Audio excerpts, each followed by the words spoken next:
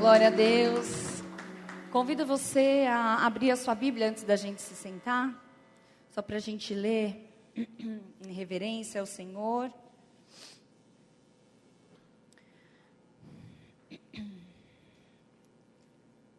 Em Romanos 5.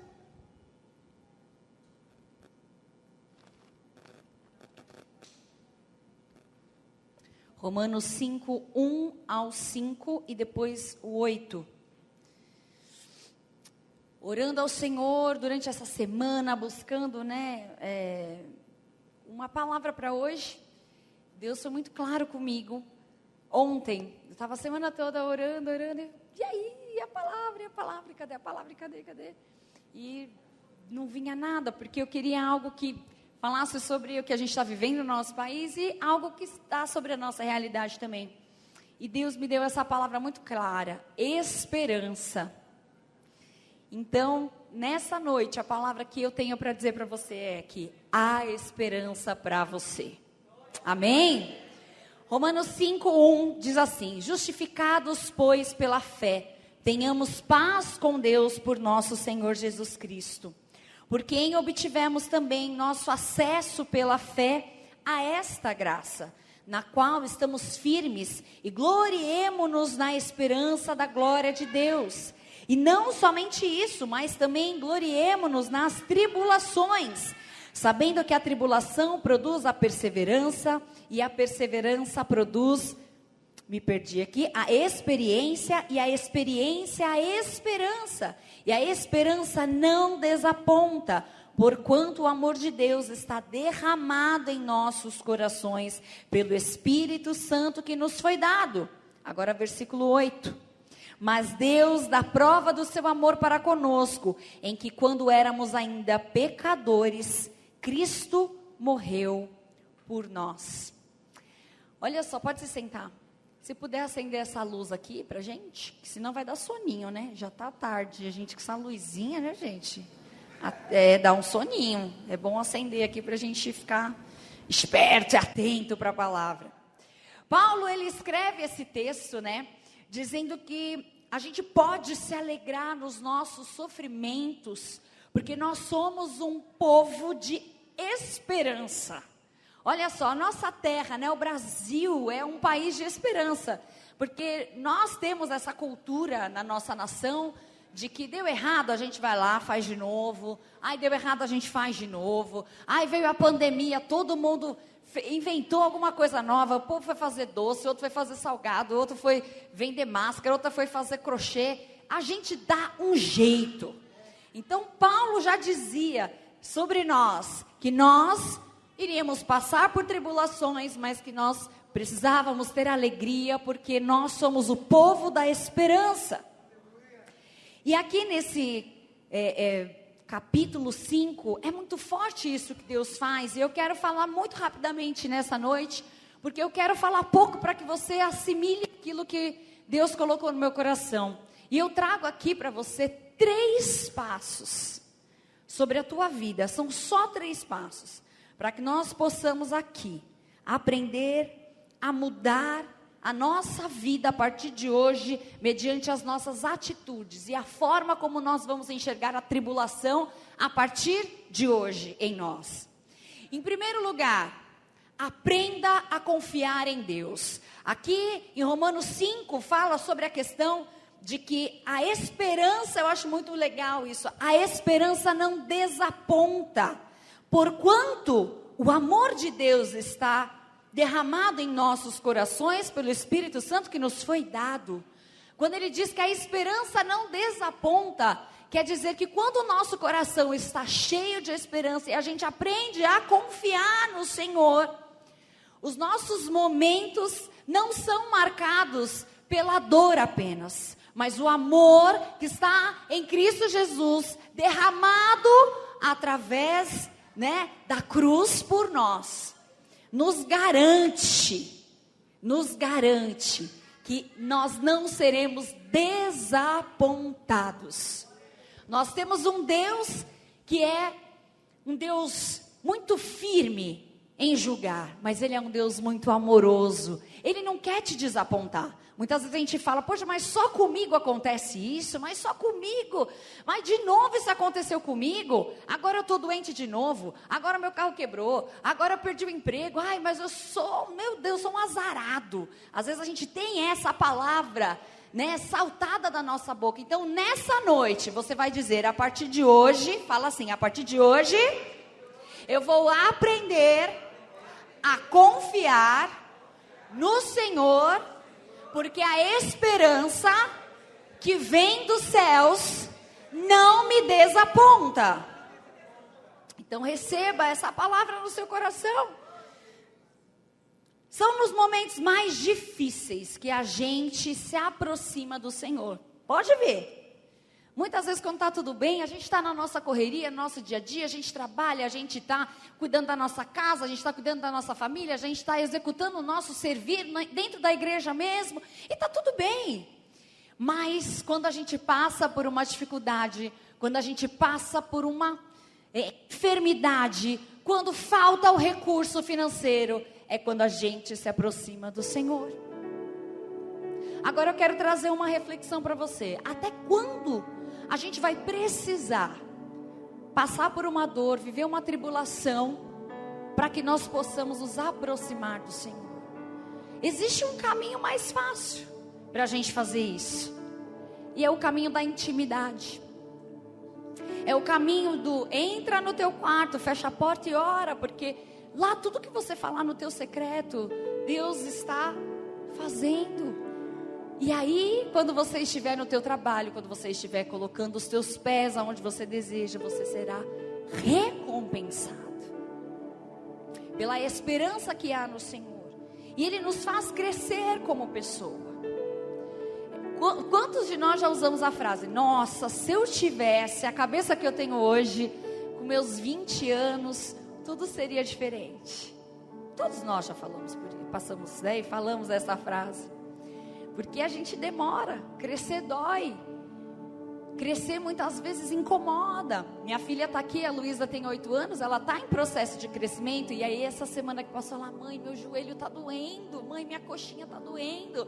Por quê? Porque ela está crescendo. E aí passa uns dias, a gente olha e aí você percebe que ela cresceu. E quantos de nós precisamos passar por esse momento de apertamento para poder crescer?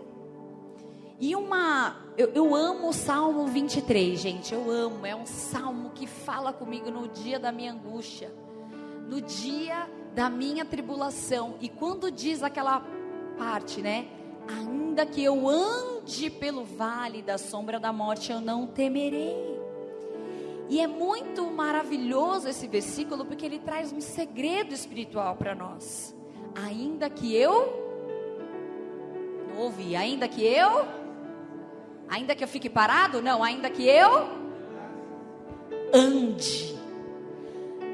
Na palavra de Deus diz, enquanto eu estiver no vale da sombra da morte, eu vou chorar, eu vou parar tudo, entrar debaixo da coberta e chorar até ver uma luz. Não, na palavra de Deus diz, ainda que eu ande pelo vale da sombra da morte, o Espírito Santo quer que nós nos movimentemos. Quando a gente está andando, eu estou andando pelo vale da sombra da morte. Quando eu ando, eu entendo que tem um fim esse caminho. Quando eu estou parado no caminho, aí, se você parar, você só vai ver escuridão. Mas enquanto você anda, o Espírito Santo se movimenta através de você e traz a luz do fim do túnel, que a gente ouve muito como ditado. Se movimente nessa noite através da esperança. Mesmo na sombra do teu desespero, eu quero te lembrar que você tem um Deus que caminha com você.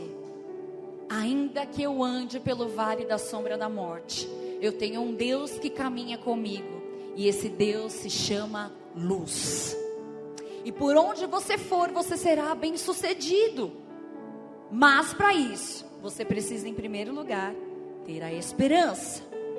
Em segundo lugar, aceite a provisão de Deus. Então, em primeiro lugar, ele trabalha a esperança no nosso coração. Depois ele vem com a paciência. Quem aqui é um pouco nervosinho, nervosinha? Levanta a mão. Pode levantar, que o Espírito Santo sabe. Você mentir para mim, tudo bem. Deixa eu ver. Levanta a mão, servo e serva. Bora. Ih, tá todo mundo quase, né? Hoje eu trabalho, faço uns trabalhos no Brás também, né? Para quem não me conhece, eu sou apresentadora de TV e faço uns trabalhos no Brás também. E hoje estava tendo a inauguração de uma loja e o dono é libanês, é árabe, né? Um dos meus patrões lá. E hoje ele levou um pessoal da dança do ventre. Lá foi toda aquela bagunça, aiada toda. E aí tinha um árabe lá e a gente começou a brincar sobre casamento, porque lá no Líbano você pode ter 7 mulheres. Aí tinha um brasileiro que falou: Deus que me livre, eu não dou conta nem de uma, vou ter 7, porque tem que dar tudo igual para todas. Aí nós estávamos brincando sobre isso e aí ele virou e falou: eu falei, você quer casar com 7 mulheres, você prefere 7 mulheres no Líbano ou uma brasileira que ande com você aqui? Ele falou: brasileira não, brasileira é muito brava, não dá para mim brasileira. E a gente é brava mesmo, né? Oh meu Deus, a gente tem que deixar um pouco de... Agora é um segredo só para as mulheres. Os meninos que estão aqui, tampem os ouvidos agora. A gente tem que deixar um pouco de lado essa nossa energia masculina. E deixar os nossos maridos, os nossos namorados mimar a gente. Sabe? Quantas vezes, né? Olha, eu sou casada, vou fazer esse ano 15 anos de casada. E aí a gente vive num ativismo na nossa vida que acaba o dia, passa quando você vê, só viu à noite, passa o dia sem ver. E aí 2 dias às vezes que a gente só se encontra na hora de dormir em casa, porque eu trabalho muito, meu marido viaja muito também. E aí um dia desses, eu faço terapia também. Eu adoro fazer terapia, gente, é uma bênção. Uma terapeuta cristã abençoada, tem assim, olha, é uma bênção. A gente vai lá, descarrega tudo nela.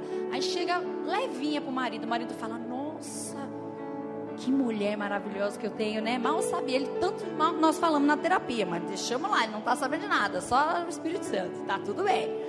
E aí eu conversei com ela e ela falou exatamente isso: deixa ele cuidar de você.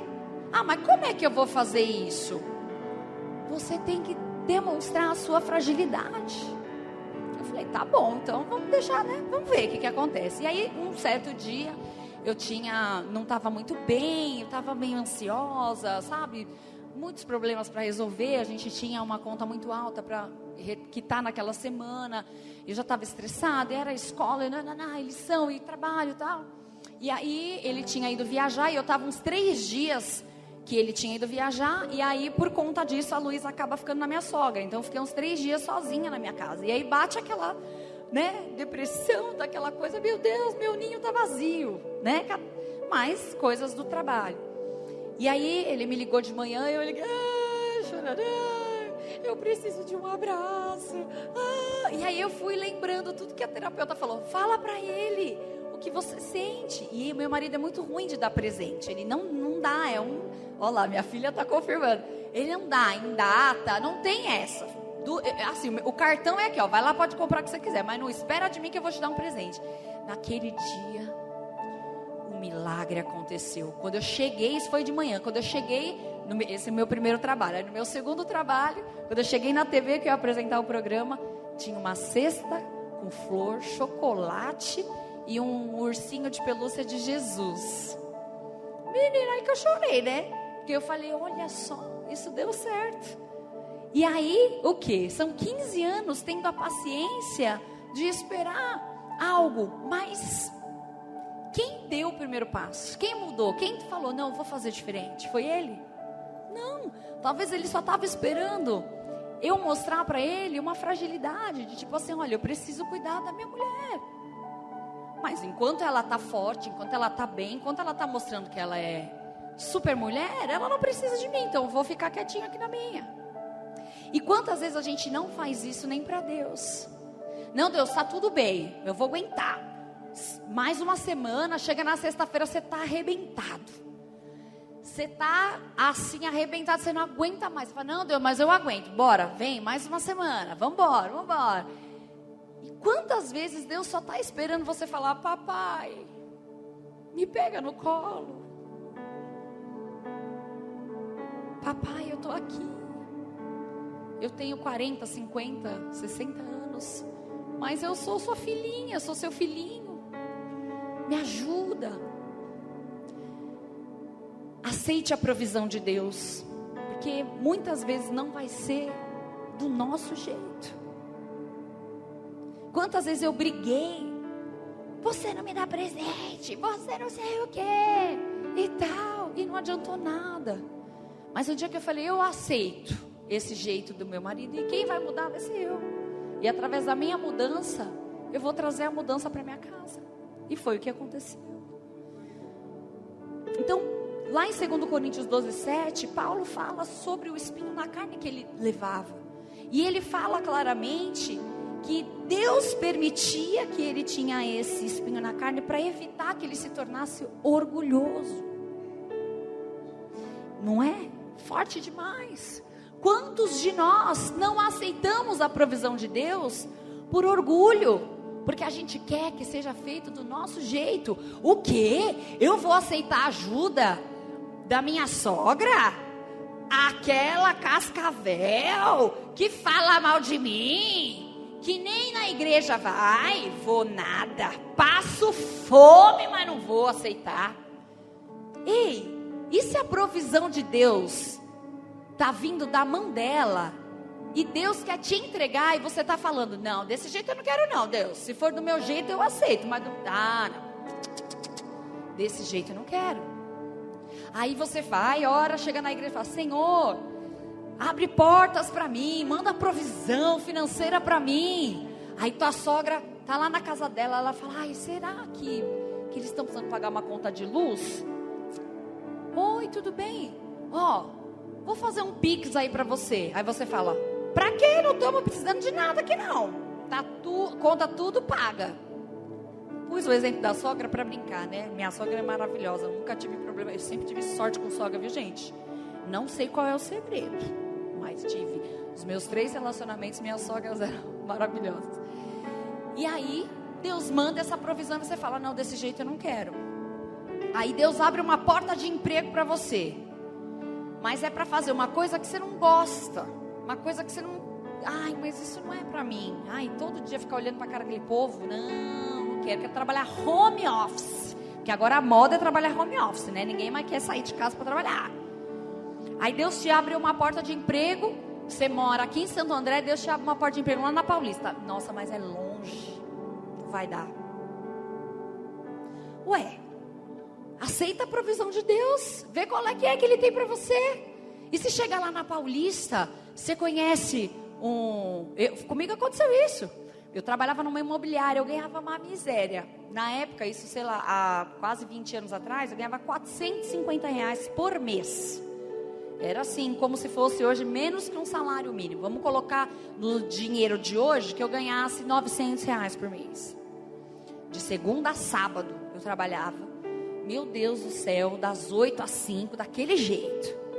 E aí, para mim era um martírio trabalhar naquele lugar. Mas aí eu pensava assim, na imobiliária tem muito dono de imóvel. Então tem muita gente rica que põe imóvel para alugar lá, ou pelo menos alguém que tem mais condição.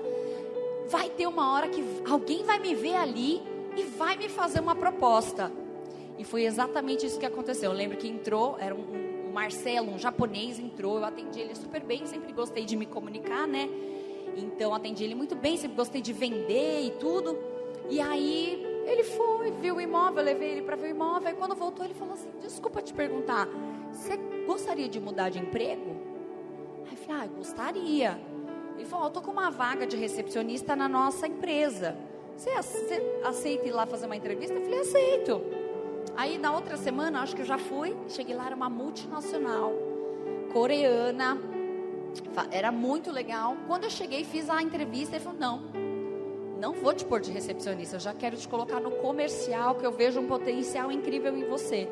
E eu saí de R$450 para ganhar R$2.000. Mas eu aceitei a provisão do Senhor naquela época, porque eu falei: Senhor, é muito pouco, mas é o que o Senhor está me dando, então amém. Nunca faltou. Nunca faltou, gente. Nunca, nunca, nunca, nunca. Talvez você não tenha tudo que você deseja, mas talvez você tenha tudo que você precisa. E muitas vezes a gente quer que Deus derrame sobre as nossas vidas coisas que a gente nem vai precisar. Quantas vezes você precisa? Eu quero tanto aquele sapato, eu quero. Aí você vai lá, parcela em 6 vezes. Você usa o sapato uma vez e o bendito acaba com o seu pé. Você nunca mais usa o sapato. E aí você fica 6 meses pagando aquela parcela do sapato que você não vai usar mais. Que aí você pega, vendeu para a amiga por R$25 só para não ficar parado lá no seu armário. Ou então doou. Leva esse negócio embora. Quantas vezes, né? A gente faz por impulso, a gente age por impulso. Quando a gente aceita a provisão de Deus, a gente faz com que esse sofrimento que a gente está passando, que muitas vezes é Deus permitindo, para a gente chegar no outro nível, numa outra realidade. Então para de reclamar, porque a primeira coisa daquele que não aceita o que Deus tem para ele começa a reclamar. Ele já acorda: mas eu vou ter que ir para esse trabalho de novo. Mas nossa, esse marido de novo deixando o sapato lá. Nossa, mas esse filho de novo não arrumou a cama. E começa. Quem reclama está clamando 2 vezes. Reclamar. Clamar é você clamou, você falou uma vez. Reclamar, você está repetindo aquilo que você está clamando. Então quando você reclama, você atrai aquilo. E aí quando você encontra uma pessoa, você não quer um amigo, você quer um aliado para reclamar com você e falar: é verdade, menina, mas que você tem uma falta de sorte, ô dedinho podre, né, que você tem. Então em nome de Jesus, nessa noite, pare de reclamar, agradeça ao Senhor e aprenda a aceitar o que Deus tem, porque a vontade dele é boa, perfeita e agradável. Mas eu não enxergo que isso seja bom, perfeito e agradável. Tá bom, mas Deus sabe de coisas que nós não sabemos. Deus escuta conversas de pessoas que você não escuta. Então, às vezes a gente quer, né, como o apóstolo falou, cuidado com o que você compartilha. Às vezes a gente quer reclamar com uma amiga, às vezes a gente quer, falar alguma coisa pessoal, nossa, pra gente se tornar íntima, quebrar o gelo e falar: eu sou uma pessoa muito legal, então eu tenho amizade com todo mundo no meu trabalho, né? A gente já pensou isso, mas você já não pensou? Eu sou tão boa. Quem nunca pensou isso, gente? Mas, eu sou tão boa, por que eu tô passando por isso, gente? Não, eu sou tão boa. Não, gente, não mereço, eu sou muito boa. No fundo, gente, a gente tem um lado pecaminoso que está lá em Gênesis.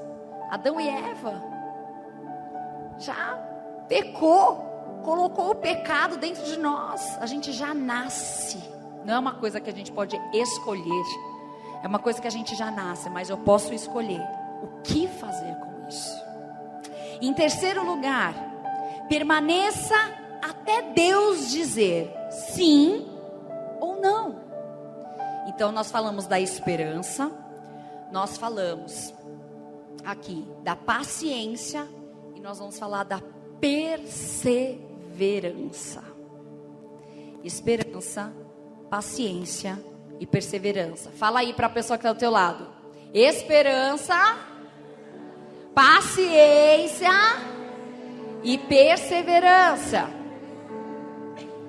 2 Coríntios 12, 9. Vamos abrir aqui para a gente ler. Diz assim: a minha graça te basta, porque o meu poder se aperfeiçoa na fraqueza. Aqui tem um segredo muito forte: Deus não pode derramar o poder dele se você for uma super mulher e se você for um super homem, porque Deus não derrama poder na força, Deus derrama poder e aperfeiçoa na fraqueza. Então você, coitadinho, vítima. Não, você vai sair desse lugar hoje. Você vai entender que como filho de Deus, você pode sim cansar, Você pode sim querer desistir. Você pode sim estar cansada muitas vezes do que você está vivendo e querer mudar. Não é pecado. Não é pecado, querido. Você chegar um dia no domingo e falar: pastora, eu estou exausta. Eu não consigo hoje ir no culto de manhã. Eu posso ir à noite? Não é pecado, queridos. A gente está vivendo numa era, num momento em que descansar, em que a gente não fazer nada é a coisa mais difícil. Eu vejo pela minha filha, porque da hora que ela chegou, ela pega um tablet, pega o celular, aí bebe água, vai no banheiro, porque é muito difícil para essa geração ficar parada e não fazer nada. A gente ainda consegue um pouco mais, porque a gente viveu numa parte da nossa vida sem a internet. Então a gente tem uma hora que, eu não sei vocês, mas tem uma hora que eu falo: chega, não quero não, meu cérebro está cozinhando já, deixa eu parar. Mas essa nova geração não entende isso. E é responsabilidade de nós, como pais, avós, tentar trazer essa realidade para as crianças. Mas é muito difícil, até mesmo para nós, que fomos ensinadas a trabalhar, né? Quantas vezes aí chegava para você falar: nossa, mas você é uma guerreira, hein? Mulher. Até que um dia, meu marido um dia falou assim para mim: nossa, você trabalha tanto, né? Você é tão guerreira. Eu falei para ele: você acha que você está me elogiando falando que eu sou guerreira? Não. Você está trabalhando pouco, porque eu estou trabalhando muito. E você, como provedor, o seu papel é prover para casa, para que eu trabalhe menos e eu possa cuidar da nossa casa. Ai, nossa, mas você foi grossa? Não. Ele entendeu isso. Que hoje mesmo ele postou assim, colocou assim: a alegria da minha vida é poder dormir às 2 da manhã e acordar às 6 para colocar a provisão na minha casa. Está nas nossas mãos, principalmente de nós mulheres, a conduzir aquilo que nós queremos para a nossa casa, para os nossos filhos. Então, nessa noite, permaneça até Deus dizer sim ou não. Qual é a sua fraqueza? Fecha o seu olho aí um pouquinho, não vai dormir, hein? Já estou acabando. Fecha os seus olhos aí, vou dar um minutinho para você pensar. Qual que é a sua fraqueza? A tua maior fraqueza? É mentir. A minha maior fraqueza é... adoro uma fofoquinha. A minha maior fraqueza é comer demais. Não olha para mim não, fecha o olho. Fecha o olho aí. Pensa na sua fraqueza. A minha maior fraqueza é reclamar. A minha maior fraqueza é não cuidar de mim. É cuidar de todo mundo. Eu cuido de todo mundo. Do passarinho, da vizinha, do periquito, do papagaio. Mas quando chega na minha hora, eu estou tão exausta que eu não consigo. Essa é a minha maior fraqueza. Abre os seus olhos. Quem aí pode contar uma fraqueza aqui pra gente? Fala. Qual que é o seu nome? Fátima.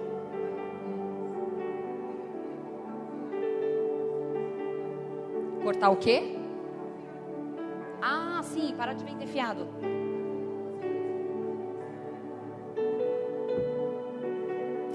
Amiga, eu vou te contar algo pessoal.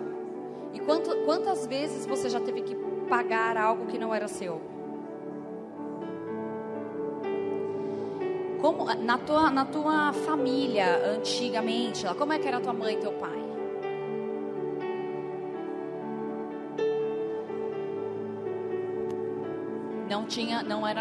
Não era autônomos. Trabalhava para alguém. Passavam por esse tipo de situação também? Não. Na tua infância, você foi uma pessoa que teve muita falta? Muita escassez? Não. Sempre teve tudo. Certo. Então você já falou aí como pobre. Você entende que esse lugar, querendo ou não, da pobreza quando você era, né, criança, enfim, isso gerou em você uma escassez. Então o que acontece? Você fala: eu não tive, então eu sou uma pessoa muito boa. Então eu preciso. Não, então, mas você tinha sim, mas não é o que você falou, que você era pobre. Então, Então, quem é pobre não tem. Tem o básico. Tem o básico. Não faltava nada. Tinha um arrozinho, feijãozinho. Ganhava brinquedo do Natal. Era assim. Então, tinha escassez. Então, o que você faz hoje, Fátima? Você pega isso que estava lá no teu passado. Aí você fala assim: eu sou uma pessoa muito boa. E eu quero ajudar as pessoas, porque é nobre, é servir. A gente aprende isso na igreja, né? Amar primeiro, né? Teu irmão, como você mesmo. E aí o que a gente faz? A gente vai e tira do nosso para poder abençoar o outro. Por quê? Porque eu quero que as pessoas gostem de mim. Porque eu quero que as pessoas falem bem de mim. Porque eu quero que as pessoas tenham prazer de estar ao meu lado. Porque eu posso oferecer para elas algo. Então, inconscientemente, muitas vezes o que a gente faz? A gente se prejudica, a gente abraça o problema do outro para poder sair bem.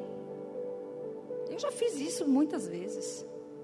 Emprestar cartão para amiga, dinheiro, faz um empréstimo para ajudar aquela outra pessoa. Não, porque o negócio é bom. O negócio é bom. E só quem se prejudica é você. É difícil, eu sei que é difícil. Mas muitas vezes a gente precisa olhar mais pra gente. Foi o que eu falei. Qual que é a sua maior fraqueza? Você quer ajudar todo mundo, mas esquece de você.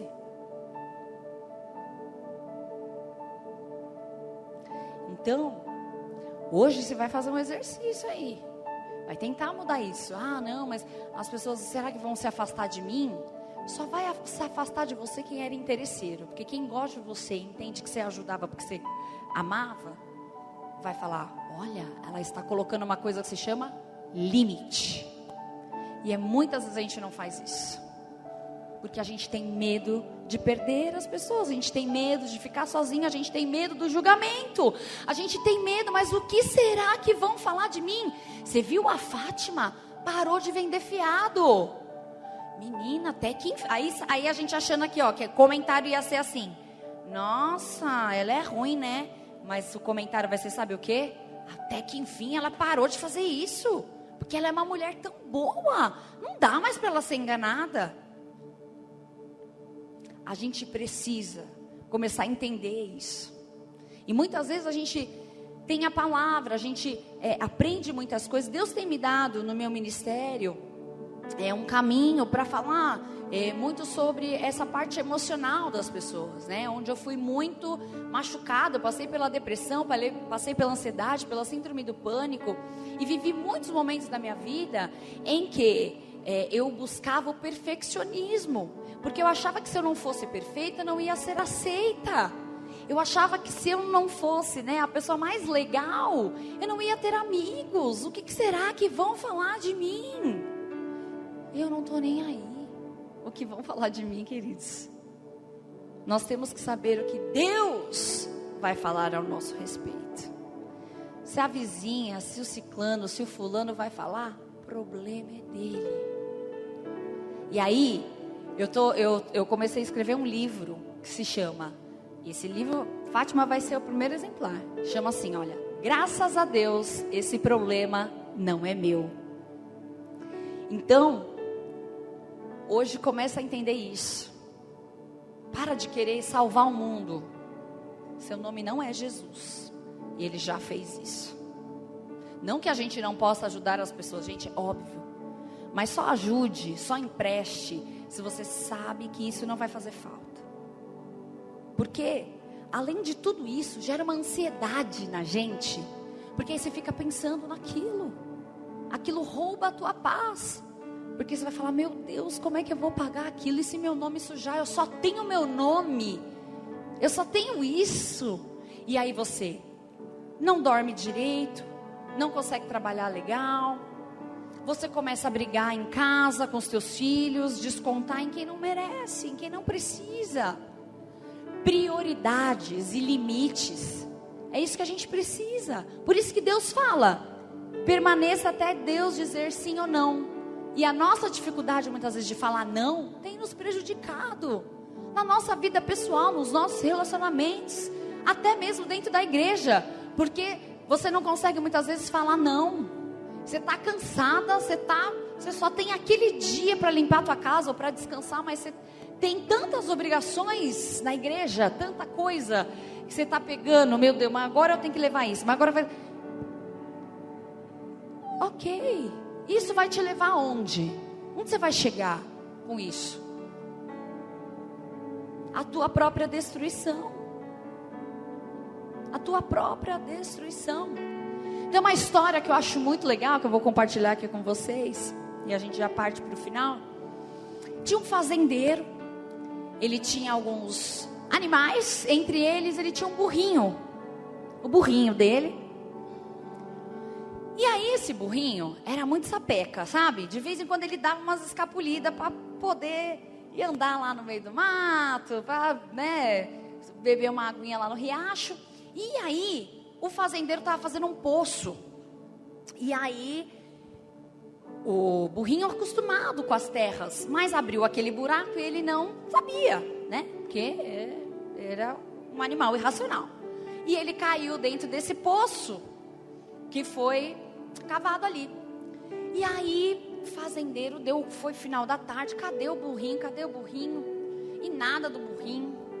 Como é que chama o burrinho? Fala um nome aí, vamos dar um nome pro burrinho. Guilherme, meu Deus do céu, aqui não tem nenhum Guilherme aqui não, né? Então tá bom, não é pra você essa palavra. O burrinho não é você, viu, Guilherme? Mas tá bom. O Guigui. Aí o fazendeiro procurou esse Guigui, procurou, e cadê esse burrinho? Meu Deus, eu achava que tinha escapado. Quando ele ouve o burro gritar, aí ele corre, vai lá no buraco, meu Deus, o Guigui caiu. E era um buraco muito fundo, já estava quase chegando no fim do poço. E aí ele ficou desesperado e começou a chamar o vizinho, o ciclano, e fizeram aquela reunião, né? É igual quando quebra alguma coisa. Vocês já viram isso, gente? Ficar 4 olhando, 5 olhando e 1 fazendo, né? Tava mais ou menos assim. Fazendeiro lá, pegando a corda, tentando puxar o burrinho, e 5 vizinhos lá falando, faz isso, faz aquilo, opinando. E aí tentaram de todo jeito tirar o Guigui do buraco. E nada. O fazendeiro começou a chorar, porque o burrinho já estava com ele há muitos anos. Ele pegou quando era bebezinho ali. Falou, não vai ter jeito, nós vamos ter que sacrificar. Porque ele está gritando, vai começar a ficar com fome, vai desidratar e vai morrer. Então vamos enterrar ele, que é mais fácil. Já enterra logo. Amanhã, a melhor ideia foi matar o burro. Olha isso. Aí começaram a jogar a terra no burrinho. E jogava a terra no burrinho. E o burrinho não entendendo nada. Só que aí, quando eles perceberam, toda vez que eles jogavam a terra, o burrinho dava uma sacudida. E quando o burrinho dava uma sacudida, ia fazendo o quê? Um morrinho de terra. E o burrinho percebeu que quando ele subia a patinha, ele ia aumentando. E aí, começaram a jogar terra, ninguém estava percebendo esse movimento do burrinho. Quando perceberam, aí começaram a jogar bastante terra. E aí, a terra foi subindo e o burrinho foi escalando, até chegar no fim do poço, né? Na superfície. E salvaram o burrinho. Quantas vezes a gente é o Guigui na nossa vida, né? A gente se acha incapaz, a gente se acha inferior, a gente se acha gorda, a gente se acha feia, a gente acha que meu cabelo tá caindo, eu tô ficando velho, não tenho mais cabelo. Mas e essa ruga aqui? E agora? Eu não posso mais arrumar um emprego por causa da minha idade. Não, agora, nunca vou namorar mais ninguém. Quem vai me querer? A gente começa a se colocar para baixo. E tudo que a gente vai colocando pra gente é como se alguém estivesse jogando essa terra em cima da gente.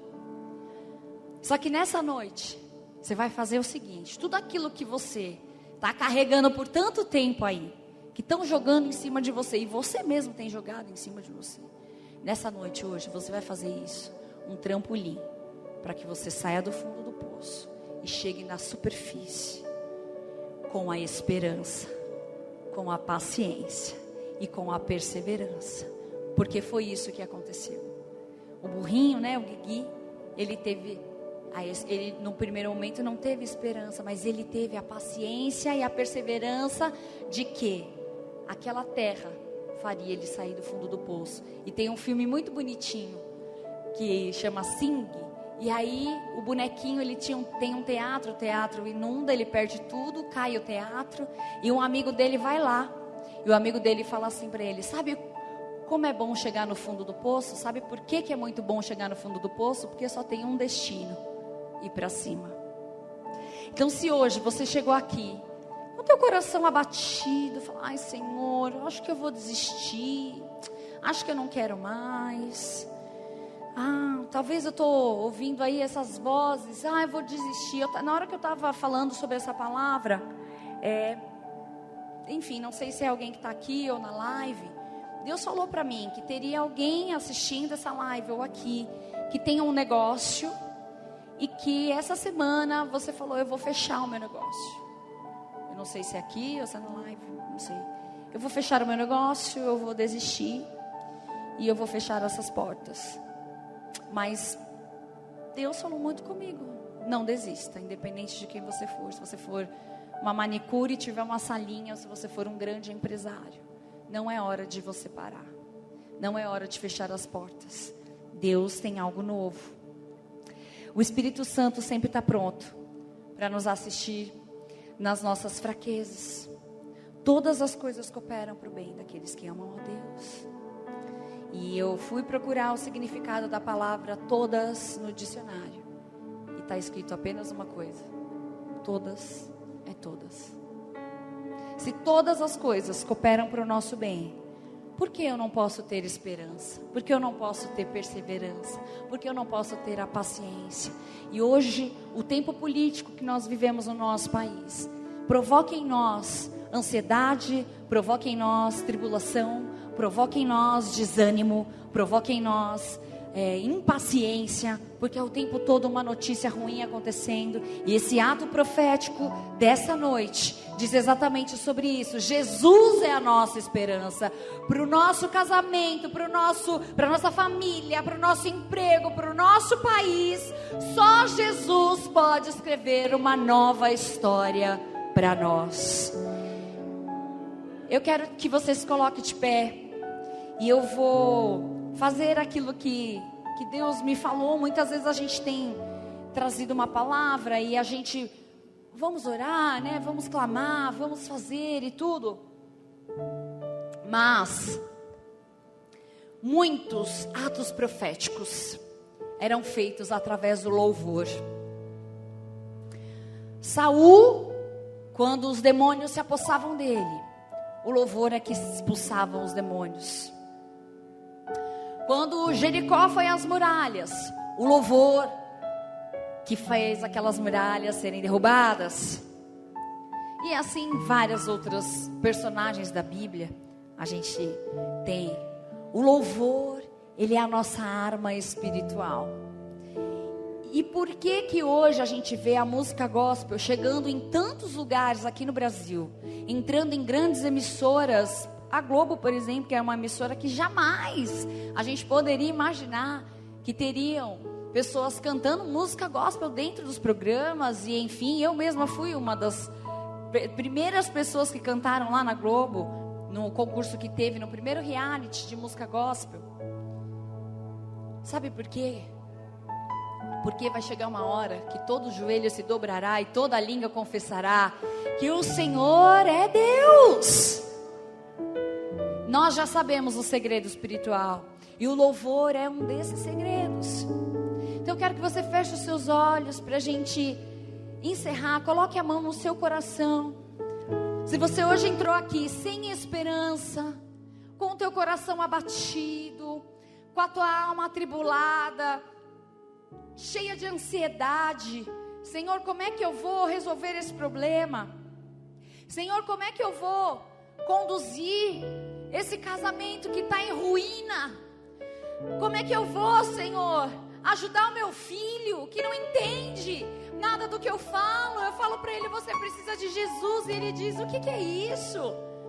Eu não quero nem saber, eu tenho a minha vida, eu faço as minhas escolhas. Hoje existe esperança, mesmo que a árvore secar, mesmo que não tenha mais nada, existe esperança para o aflito, porque ao cheiro das águas, o Senhor fará brotar aquilo que está morto dentro de você, no teu coração, na tua esperança. Nosso Deus é soberano sobre a nossa vida, a começar pela nossa vida com o nosso primeiro ministério, que é a nossa casa, e através de nós, Ele vai clarear e levar a luz para esta nação. Então creia, há esperança para você.